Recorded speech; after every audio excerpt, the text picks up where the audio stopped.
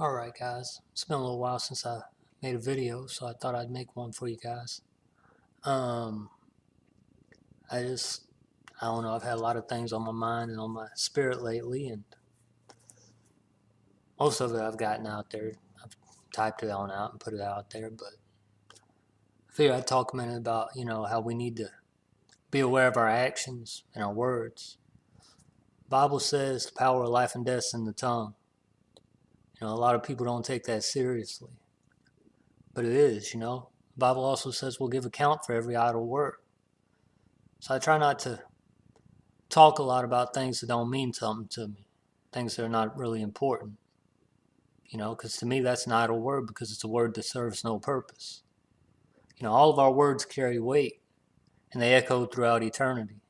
So we need to be aware of that. The Bible talks a lot about sowing seeds. Everything you do, every word you speak, every action you do is sowing seeds.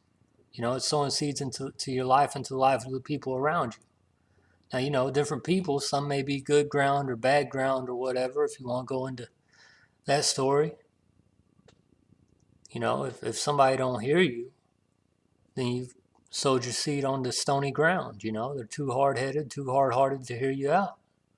It's time to keep moving, keep sowing more seed. But we also need to be aware of what kind of seed that we're sowing. Every word you say, everything you do, you're either sowing life or destruction. You say things like, I don't feel good. Okay, that's fine. That's an observation. But if you keep saying it long enough, you're never going to feel good. You're always going to find something wrong with you because you're setting yourself in that negative mind state, and you're allowing the devil to trick you. Why do you not feel good? Jesus said that you are already healed.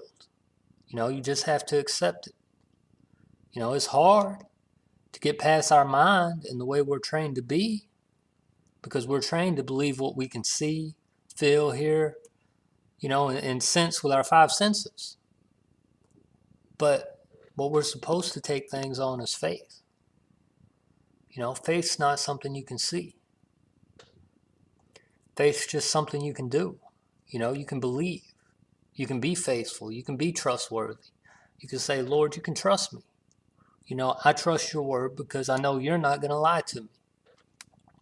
Men will lie to you. Women will lie to you. I try to be the best man I can be. And I can tell you right now, at some point in time, it's very possible I could lie to you. It's very possible I may already have at some point in time in my life. And if I have, I'm sorry. But I'm just trying to be honest. I'm trying to be real. We need to trust God. Trusting men, that's not going to lead you nowhere but to destruction. And we need to be aware of what we're doing, because a lot of times we may be the only Bible that somebody sees. They're not going to pick up a Bible and start reading it. They're going to look at you and look at your life. Look at how you're living and what you're doing. And say, either, man, that person's blessed. They must be doing something right. I wonder what they're doing. I need to check them out. Or they're going to say, man, they're doing the same thing I'm doing. I ain't worried about that. You're going to be in the same mess that they're in. You're either of the world or of God. A man can't have two masters. So we have to make up our mind. We have to make a stand. And sometimes that's painful. Sometimes that means standing for truth, even against your loved ones. But, as much as I value my relationship with anybody on this earth, I value my relationship with God that much more. Because ain't nobody else here going to send me to heaven. Ain't nobody else here going to drag me to hell. No matter how much I may love you, my soul is the most important thing. So I have to trust that to God.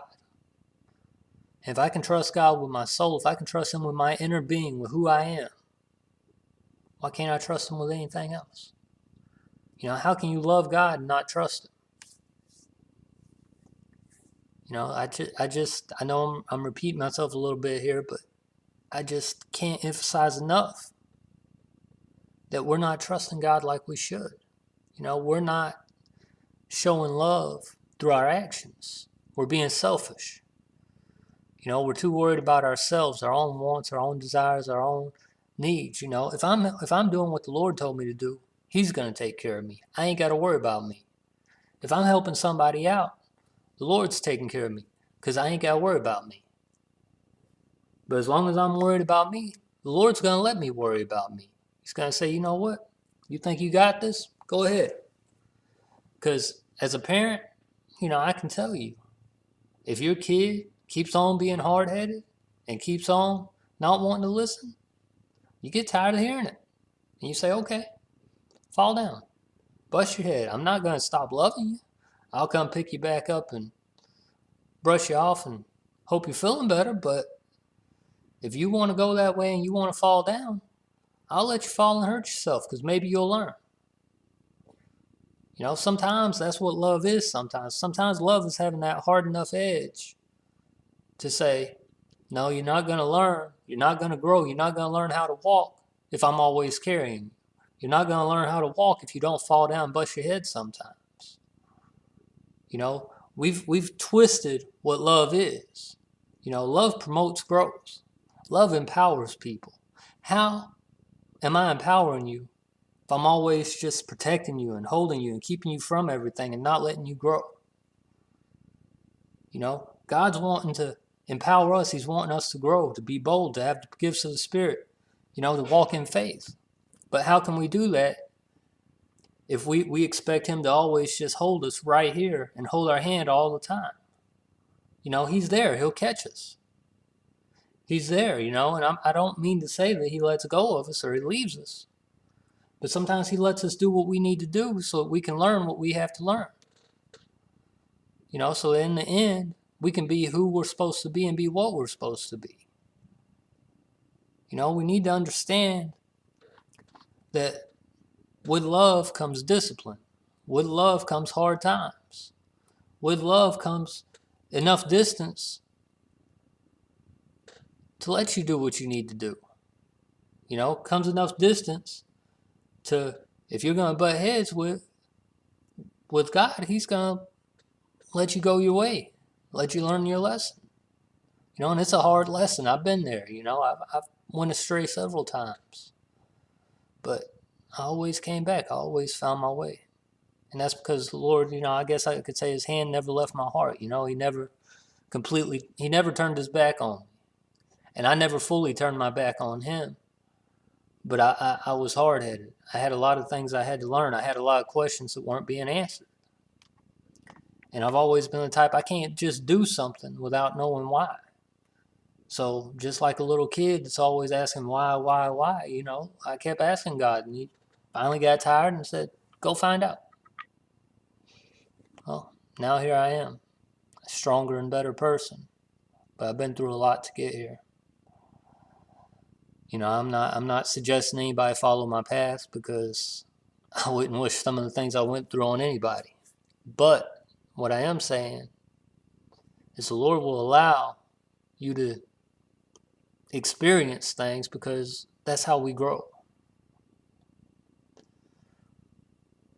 Wow. I was just going to talk about our words and the power of our words, and I've kind of got off into something else, but maybe somebody needed it. Maybe the Lord's taking me in another direction for one of you guys. But I hope something I've said has reached somebody. I hope it's blessed you in some way. God bless you guys. Have a great day. We'll talk soon.